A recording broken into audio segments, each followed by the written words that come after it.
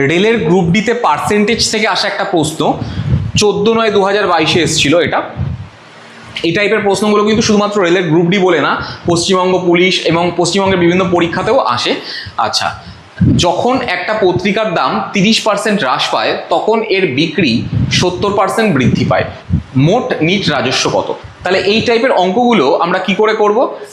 এর একটা ফর্মুলা আছে, X plus Y plus X Y by 100। আচ্ছা, এখানে সব কিন্তু বৃদ্ধি দিয়েই করেছি, প্লাস দিয়ে।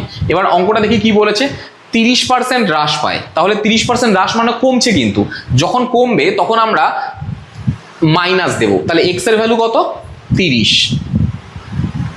তখন এর বিক্রি 70% বৃদ্ধি পায়, বৃদ্ধি পাচ্ছে, তাহলে এখানে দেব প্লাস, প্লাস 70, মাইনাসে প্লাসে মাইনাস।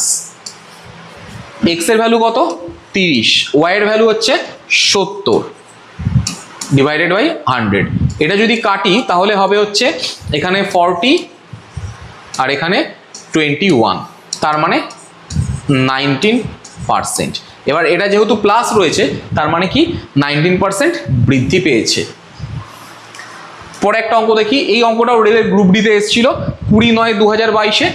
যখন কোনো জিনিসের দাম 20% বৃদ্ধি করা হয় তখন তার বিক্রি 20% হ্রাস পায়, রাজস্বের ওপরে নেট প্রভাব কত? তাহলে এই অ্যান্সারটা কিন্তু তোমরা কমেন্ট সেকশনে আমাকে অবশ্যই জানাবে।